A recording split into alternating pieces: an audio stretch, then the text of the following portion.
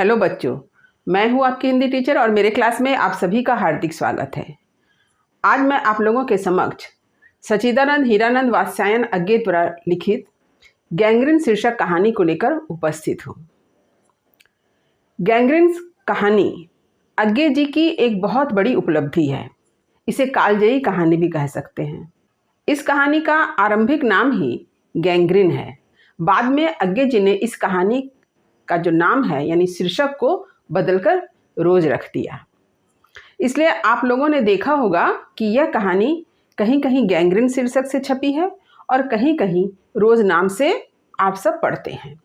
तो गैंग्रीन या रोज दोनों ही एक ही कहानी का शीर्षक है। सबसे पहले हम लोग इस कहानी को समझेंगे। आज मैं इस कहानी को सारांश रूप में नहीं समझा रही हूँ, बल्कि यूँ कहिए कि इस कहानी को मैं विस्तार से ही समझा रही हूँ। यदि आप इस कहानी को नहीं समझ पाएंगे तो इस कहानी से संबंधित किसी भी प्रश्न का उत्तर भी नहीं लिख पाएंगे। तो कहानी का सारांश तो बहुत इम्पॉर्टेंट है, लेकिन इसके साथ ही साथ कहानी को भी समझना बहुत ज़रूरी है। तो कहानी का सारांश लिखें या उद्देश्य या फिर मालती या महेश्वर का चरित्र चित्रण। आपको पूरी कहानी को अच्छी तरह से पढ़ना होगा, कहानी को अच्छी तरह से समझना भी होगा। तो आज मैं सिर्फ कहानी को समझा रही हूँ, इसे आप सारांश ना समझें। सारांश से संबंधित एक वीडियो मैं जल्द ही अपलोड करूंगी अपने चैनल पे। तो जो बच्चे मेरे चैनल पर नए हैं वे चैनल को सब्सक्राइब जरूर कर लें, क्योंकि जो भी नए वीडियो मेरे चैनल पर अपलोड होंगे सभी का नोटिफिकेशन आपको तुरंत मिल जाएगा। तो चलिए आरंभ कर रही हूँ गैंग्रीन कहानी की कथा। गैंग्रीन रोज, सच्चिदानंद हीरानंद वात्स्यायन अज्ञे। गैंग्रीन शीर्षक कहानी अज्ञे जी की प्रसिद्ध व सशक्त कहानी है। यह कहानी आत्मकथ्य शैली में लिखी गई है। तो आत्मकथ्य शैली यानी आत्मकथात्मक शैली में। जब लेखक मैं शैली में किसी भी बात को लिखते हैं तो क्या होती है? आत्मकथात्मक शैली। इस कहानी के माध्यम से उन्होंने समाज में नारी की विवशता और पारिवारिक घुटन को बड़ी ही कुशलता के साथ चित्रित किया है। अब देखिए कहानी क्या है। एक दिन अचानक लेखक दोपहर के वक्त अपने पूर्व परिचिता मालती के घर पहुंचते हैं। मालती उनके दूर रिश्ते की बहन होने पर उनका संबंध सखी या सखा के रूप में था। वे साथ खेलते, लड़ते, पीटते और पढ़ते भी थे। तो कहानी का आरंभ कैसे है कि अचानक जो है लेखक एक दिन अपने बचपन के जो मित्र हैं मालती उसके घर पहुंचते हैं। तो मालती उनके दूर के रिश्ते की बहन है, परंतु उनका आपसी संबंध कैसा था? मित्रवत था। इसलिए मैंने सखी और सखा इसलिए लिखा है कि लेखक के लिए मालती सखी है और मालती के लिए लेखक सखा है। वे साथ साथ पढ़ते थे, लड़ते थे, झगड़ते थे, मार भी खाते थे। तो जब लेखक मालती के घर पहुंचते हैं तो उन्हें क्या अनुभव होता है? देखिए, मालती के घर के आंगन में पैर रखते ही लेखक को यह महसूस होता है कि उसके घर में किसी सांप की छाया मंडरा रही है। उसके घर का वातावरण बोझिल सा प्रतीत होता है। तो जब लेखक ने मालती के घर में कदम रखा तो उन्हें ऐसा महसूस होता है मानो उस घर का वातावरण बोझिल सा है, एक उबाऊपन है, जहाँ कोई खुशी, आनंद, उमंग दिख ही नहीं रहा है। वहाँ एक निरस्ता का भाव दिखाई दे रहा है। मालती उसके आने की आहट पाकर अपने मुरझाए मुखमंडल पर कुछ क्षण के लिए मुस्कान लाती है, परंतु अगले क्षण माहौल की बोझिलता उसे पूर्व स्थिति में ले आती है। वह लेखक को आ जाओ कहकर उत्तर की प्रतीक्षा किए बिना भीतर चल देती है। लेखक उसके पति के बारे में सवाल करते हैं तो वह बताती है वे दफ्तर में हैं और थोड़ी देर में आ जाएंगे। तो जब मालती को लेखक के आने की आहट सुनाई देती है तो मालती उसे सिर्फ इतना ही कहती है कि आ जाओ, और मालती के चेहरे पर क्षण भर के लिए सिर्फ मुस्कान आती है। साधारणतः क्या होता है, जब किसी के घर में कोई अतिथि आते हैं तो क्या वो हंसकर मुस्कुराकर उसका स्वागत करते हैं, लेकिन मालती ऐसा नहीं करती है। मालती के चेहरे में क्षण भर के लिए मुस्कान आती है, लेकिन फिर उसकी स्थिति पहले जैसी हो जाती है, यानी उबाऊपन और नीरसता से भरी हुई। कहने का तात्पर्य यह है कि लेखक को यह महसूस होता है कि उसके आने से जैसे मालती को कोई प्रसन्नता हुई ही ना। इसलिए लेखक को वहाँ का वातावरण कैसा लग रहा है? बोझिल सा लग रहा है। तो लेखक मालती से सवाल करते हैं किसके बारे में? उसके पति के बारे में। तो मालती सिर्फ इतना ही कहती है कि उसके पति जो है दफ्तर में है और थोड़ी देर में घर आ जाएंगे। फिर क्या होता है देखिए। लेखक 4 वर्षों के बाद मालती के घर आए हैं। 4 वर्ष पूर्व और अब की स्थिति में उन्हें यह अंतर दिखाई देता है कि पहले वह कुंवारी थी पर आज वह एक विवाहिता है। लेखक को यह आभास होता है कि उसके घर की शाप की छाया और बोझिलपन का मालती के ऊपर ही विशेष कृपा है। तो लेखक मालती से मिलने कितने वर्ष के बाद आए हैं? 4 वर्ष के बाद आए हैं। तो 4 वर्ष के बाद लेखक और मालती की जब भेंट होती है तो मालती के चेहरे में कोई प्रसन्नता नहीं है। इस बात से लेखक को बड़ा आश्चर्य होता है। लेखक इस 4 वर्षों में यह अनुभव करते हैं कि 4 वर्ष पूर्व मालती कुंवारी थी, तब काफ़ी चंचल थी, लेकिन आज वह विवाहिता है और आज उसके चेहरे पर बोझिलता दिखाई दे रही है, जैसे कोई शाप की छाया उस पर मंडरा रही हो। मालती का एक बेटा है। जब लेखक ने उस बच्चे का नाम पूछा तो मालूम हुआ कि उसका पुकारने का नाम टीटी है और उसका कोई औपचारिक नाम अभी तक नहीं रखा गया है। लेखक प्यार से बच्चे को बुलाते हैं परंतु वह रुआसा सा होकर माँ से लिपट जाता है। तो मालती का एक बेटा है जिसका अभी तक कोई अच्छा नामकरण नहीं किया गया है। लोग उसे प्यार से टीटी कह के पुकारते हैं। लेखक उस बच्चे को अपने पास बुलाना चाहते हैं, लेकिन बच्चा लेखक को देखकर क्या होता है? रोने लगता है। रुआसा सा होकर क्या कर मालती के साथ और लिपट जाता है। कुछ देर बाद दरवाजे पर हुई 2 बार की दस्तक के बाद मालती उठकर दरवाजा खोलने के लिए जाती है। तो यहाँ पर ध्यान दीजिए कि दरवाजे पर कितनी बार दस्तक हुई? 2 बार की दस्तक। तो लेखक और मालती के बीच जो थोड़ी मोड़ी बातचीत हो रही है, इसके बाद ही दरवाजे पर दस्तक होती है। और दस्तक कितनी बार होती है? 2 बार होती है। यानी एक दस्तक पर मालती उठती नहीं है। दस्तक होती है तब मालती उठकर दरवाजा खोलती है। यह दस्तक उसके पति की होती है। लेखक ने उसके पति को पहले फोटो में देखा था परंतु आज प्रत्यक्ष रूप से मिल रहे हैं। तो मालती जब दरवाज़ा खोलती है तो देखती है क्या? उसके पति आए हुए हैं। लेखक के साथ उसका परिचय पहले कभी हुआ नहीं था, लेकिन लेखक चूँकि उसके पति को फोटो में देखे थे इसलिए पहचान जाते हैं। मालती के पति का नाम महेश्वर है, जो पहाड़ी गांव के सरकारी डिस्पेंसरी में डॉक्टर हैं और यह क्वार्टर यानी घर उसी की हैसियत से उन्हें मिला है। उनका जीवन भी एक निर्दिष्ट ढर्रे पर चलता है। तो मालती के पति का नाम महेश्वर है, जो पहाड़ी गांव के एक सरकारी अस्पताल के डॉक्टर हैं और डॉक्टर की हैसियत के कारण ही उन्हें यह सरकारी क्वार्टर भी मिला है। महेश्वर के साथ बातचीत करके उसके दिनचर्या को जान करके लेखक को ऐसा लगता है कि उनका जीवन भी एक निर्दिष्ट ढर्रे पर चल रहा है। तो निर्दिष्ट ढर्रे पर चलना यानी हर दिन एक जैसी हर बात होती है, कहीं कुछ नयापन नहीं है। जैसे देखिए, प्रातःकाल 7 बजे से दोपहर 1:30 या 2 बजे तक डिस्पेंसरी में रहना, फिर दोपहर भर छुट्टी, इसके बाद शाम को 1-2 घंटे फिर से घर से डिस्पेंसरी के लिए चक्कर लगाना। यह उनके रोज की दिनचर्या है। इसलिए लेखक यह कहते हैं कि उनका जीवन जो है एक निर्दिष्ट ढर्रे पर चलता है। यह डेली रूटीन है उनके जीवन का। इसीलिए इस कहानी का शीर्षक जो है रोज दिया गया है। यह भी एक कारण है। वे स्वयं भी इस जीवन से उकताए हुए हैं। तो लेखक ने बतलाना चाहा है कि महेश्वर भी अपने इस डेली रूटीन से, इस दिनचर्या से क्या उकता गए हैं। डेली एक जैसा जीवन, डेली एक जैसा काम। दोपहर के वक्त मालती लेखक और अपने पति को खाना परोसती है। तब लेखक उसके खाने के बारे में पूछते हैं तो डॉक्टर महेश के जवाब से पता चलता है कि वह उसके बाद 3 बजे तक खाना खाती है। मालती भी कहती है कि अब देर से खाने की उसकी आदत पड़ गई है। अब दोपहर का वक्त है तो मालती क्या करती है? अपने पति और लेखक दोनों को खाना परोसती है। तो लेखक में यह जिज्ञासा होती है कि मालती कब खाना खाएगी।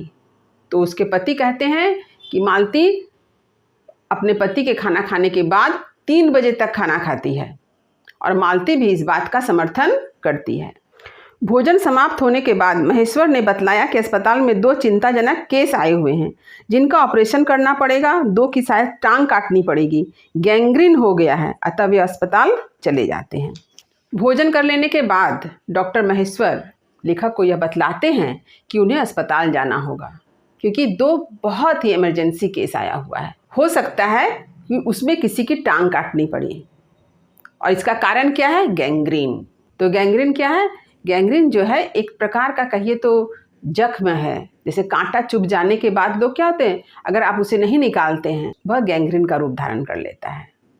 तो गैंग्रीन क्या है, इसे आप स्क्रीन पर देख लें। अब डॉक्टर महेश्वर अस्पताल चले गए। उसके बाद क्या घटना घटित होती है, देखिए। इसके बाद दूर अस्पताल में शायद 3 बजने की घंटी सुनकर मालती लंबी सी थकी सांस के साथ मानो इस समय का इंतजार कर रही थी, और लेखक को लगता है कि मानो बड़ी तपस्या के बाद कोई कार्य संपन्न हो गया। तो जब डॉक्टर महेश्वर चले गए तो उसके बाद जो है 3 बजे की घंटी सुनाई देती है, और यह घंटी कहाँ बजती है, दूर अस्पताल के घड़ी में। और जैसे 3 बजे की घंटी सुनाई पड़ती है तो मालती में जो प्रतिक्रिया होती है, वो जो कहती है कि 3 बज गए, तो ऐसा लगता है कि मानो बड़ी तपस्या के बाद उसका कोई कार्य संपन्न हुआ है। लेखक को लगता है कि जैसे वह इसी समय का इंतजार कर रही थी।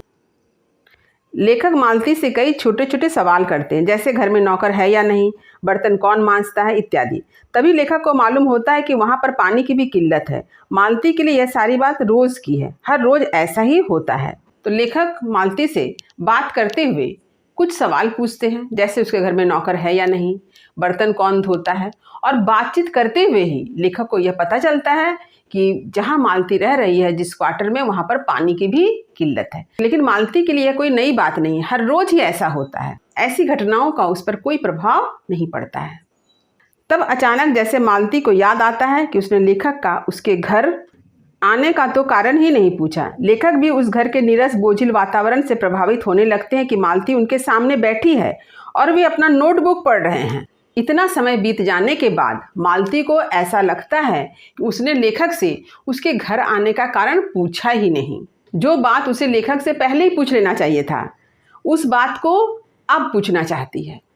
और लेखक भी जो उस घर के बोझिल वातावरण से लग रहा है जैसे प्रभावित हो रहे हैं। और इस बात का अनुभव उन्हें कैसे होता है कि वह देखते हैं कि मालती उसके सामने बैठी है, परंतु लेखक क्या कर रहे हैं, अपना नोटबुक पढ़ रहे हैं। यानी जिस तरह से मालती अन्मनस्क है, लेखक भी उसी तरह बनते जा रहे हैं। मालती उनसे बातचीत करके आंगन में रखे बर्तनों को धोने चली जाती है, और उस समय 4 खड़के को सुनने के बाद वह रुक सी गई। ये 4 खड़के मैंने 4 की घंटी, ये वह यंत्रवत इन खड़कों को सुनती गिनती रहती है। अब लेखक से मालती की बातचीत हो गई, तभी 4 बजने की घंटी सुनाई दी। लेखक से बातचीत कर लेने के बाद मालती चली जाती है बर्तन धोने, और तभी 4 बजे की घंटी सुनाई देती है। और ऐसा लगता है कि मानो उसका समय जो है इन्हीं समय को गिनने में बीत रहा है। लेखक ने मालती के यंत्रवत अर्थात मशीन तुल्य जीवन को मोटर के स्पीड मीटर के समान बतलाया है, जो फासला नापता है। तो लेखक को ऐसा लगता है कि मालती का जीवन एक मशीन के समान हो गया है। जैसे कि मोटर गाड़ी में एक स्पीडोमीटर होता है जो यह मापता है कि वह गाड़ी ने कितनी दूरी तय की है, ठीक मालती का जीवन भी इसी तरह से स्पीडोमीटर की तरह है, जो समय को माप रहा है, समय का फासला मापता आगे बढ़ रहा है।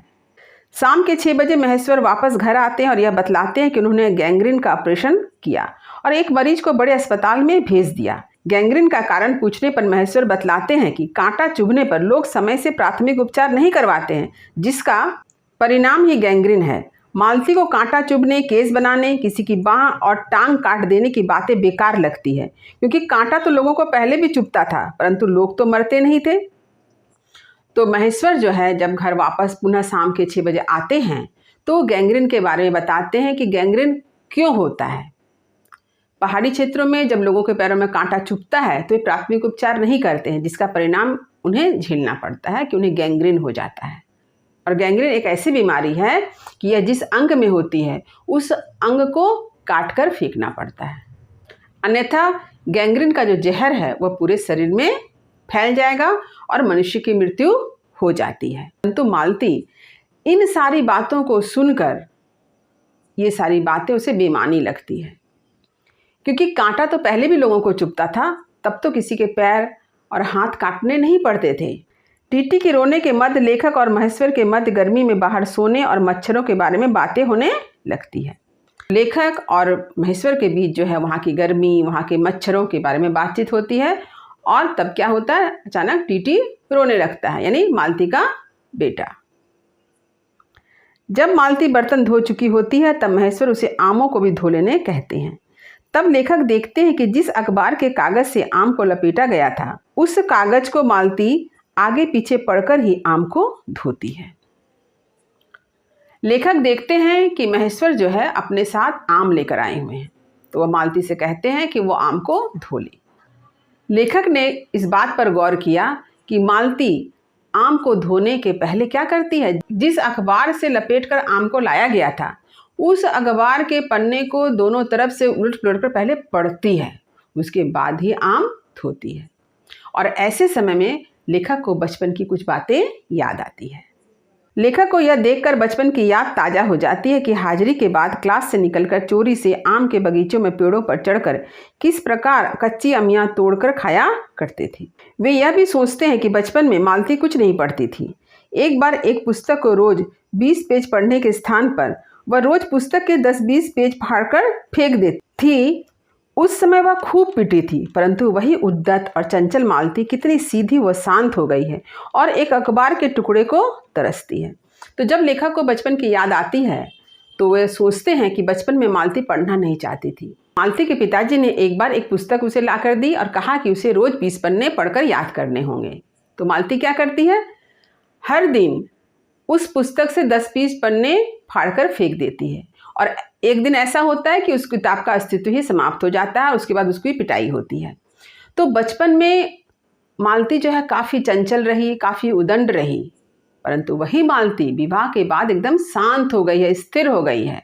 बचपन में क्लास से निकलकर आम चोरी करना, ये सारी उसके जीवन की दिनचर्या थी। और इस तरह से बचपन में मालती काफ़ी प्रसन्न, आनंद और उमंग से भरी हुई एक बालिका थी। तो इस प्रकार मालती का जो बचपन था वह काफ़ी आनंद और उमंग से भरा हुआ था, परंतु वही मालती का जीवन जो है अब विवाह के बाद जो है काफ़ी बदल गया है। अब वह आनंद और उमंग से भरी हुई मालती नहीं है, बल्कि शांत और स्थिर मालती है। रात्रि में मालती ने सबके लिए खाना बनाया। लेखक और महेश्वर भोजन कर बिस्तर पर लेट जाते हैं। रात के लगभग 10:30 बजे मालती किसी विचार में डूबकर धीरे धीरे खाना खाती है। तो महेश्वर और लेखक जो है खाना समय से खा लेते हैं। इसके बाद लेखक देखते हैं कि करीब 10:30 बजे मालती धीरे धीरे कुछ सोचते हुए, विचारों में खोई हुई खाना खा रही है। लेखक पलंग पर लेटे हुए आकाश को देखते हैं। तो लेखक पलंग पर सोए हुए आसमान को कैसे देख रहे हैं, क्योंकि वहाँ काफ़ी गर्मी थी, इसलिए लेखक और महेश्वर दोनों ने मिलकर क्या किया, पलंग को घर से निकालकर आंगन में ले गए। इसलिए लेखक जो है आंगन में पलंग पर लेटे हैं और वहाँ से आसमान को देख रहे हैं। पूर्णिमा की रात है। लेखक ने महसूस किया कि चांदनी रात ने अप्रिय, शुष्क, बदसूरत व रुग्ण लगने वाली वस्तुओं को खूबसूरती से नहला दिया है। सजीव, निर्जीव, जड़ चेतन सभी चांद के शुभ किरणों से सुंदर लग रही है। उन्होंने रोते हुए शिशु टीटी के सौंदर्य को भी निहारा। तो चूंकि चांदनी रात है, चांद की किरणें दूर दूर तक फैली हुई है और चांद की किरणों में हर वस्तु अत्यंत सुंदर दिख रही है। ऐसा प्रतीत हो रहा था कि चांद की किरणों ने इन सारी वस्तु को क्या किया है, अपने रंग से रंग दिया है। ऐसे समय में लेखक जो है सोए हुए टीटी के सौंदर्य को भी निहारते हैं। अचानक टीटी उठता है और पलंग से नीचे गिर जाता है। मालती को उसका पलंग से गिरना मामूली लगता है और वह कहती है, इसे रोज ही चोटें लगती रहती है, रोज ही गिर पड़ता है। तो उस रात के समय क्या होता है कि जो छोटा बच्चा है वह पलंग पर सोया हुआ है और अचानक उठता है और उठ के क्या होता है, पलंग से गिर जाता है। आप लोगों ने भी देखा होगा कि जो छोटे बच्चे होते हैं वो रात के समय उठते हैं, उन्हें पता नहीं चलता है कि किनारा किधर है और वो बच्चे पलंग से नीचे गिर जाते हैं। तो ठीक टीटी भी ऐसे ही गिर पड़ा, लेकिन गिरने के बाद मालती के हृदय में कोई प्रतिक्रिया नहीं होती है और वह बहुत ही सहज रूप से कहती है कि ये रोज ही पलंग से गिरता है और इसे रोज ही चोटें लगती है। यानी यहाँ पर लेखक देखते हैं कि मालती एक माँ है, माँ होने पर भी उसके मन की ममत्व, उसके मन का जो वात्सल्य भाव है, उसकी हृदय की ममता जैसे सूख गई हो, समाप्त हो गई हो। एक बच्चे के लिए उसकी माँ के मुख से निकले शब्दों से लेखक के मन मस्तिष्क में एक विद्रोही स्वर पैदा होता है। लेखक ने अपने मन के भीतर ही कहा, माँ, युवती माँ, यह तुम्हारे हृदय को क्या हो गया है जो तुम अपने एकमात्र बच्चे के गिरने पर ऐसी बात कह सकती हो, और यह अभी जब तुम्हारा सारा जीवन तुम्हारे आगे है।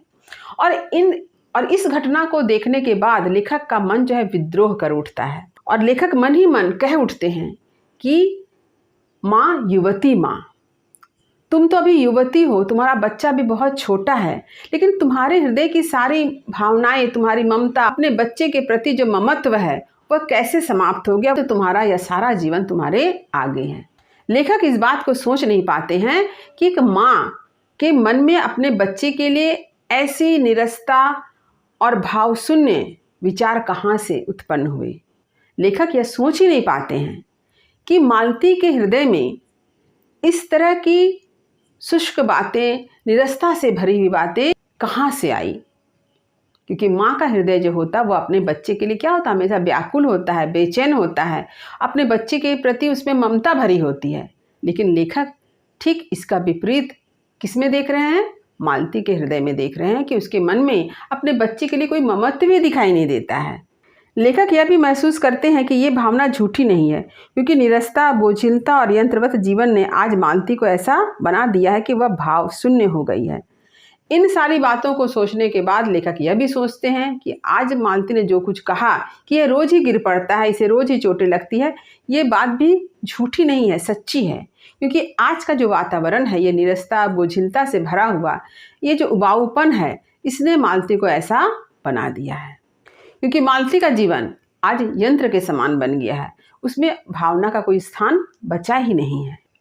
इस प्रकार लेखक ने मालती के घर कुछ समय रहकर और कुछ सवाल पूछकर उसके रोज के जीवन को पढ़कर अच्छी तरह समझ लिया। और इस प्रकार लेखक जो है मालती के घर में जितने समय रहते हैं उतने देर में मालती से बातचीत करते हुए उसके रोज के जीवन को, उसकी दिनचर्या को अच्छी तरह से समझ लेते हैं। कहानी यहीं समाप्त होती है। तो लेखक ने इस कहानी के माध्यम से ये बतलाना चाहा है कि आधुनिक सभ्यता में जिस तरह से मशीनीकरण हुआ है, लोग संयुक्त परिवार से आज एकल परिवार में रहने लगे हैं। लोगों का जीवन जो है यंत्र के समान हो गया है, रोज एक ही रूटीन, रोज एक सा जीवन। इसलिए उनका जीवन जो है निरस्ता, बोझिलता से भर चुका है, कहीं कुछ नयापन ही नहीं रहा। ठीक यही स्थिति मालती के जीवन में है कि उसके जीवन में कुछ भी नयापन नहीं है, हर दिन एक जैसी घटनाएं घटती है। इसलिए मालती का जीवन जो है आज बोझिलता से भर चुका है, उसके हृदय की भावनाएं समाप्त हो गई है। तो यह है गैंग्रीन कहानी की संपूर्ण कथा। तो उम्मीद करती हूँ कि यह कहानी आपको अच्छी तरह से समझ में आ गई होगी।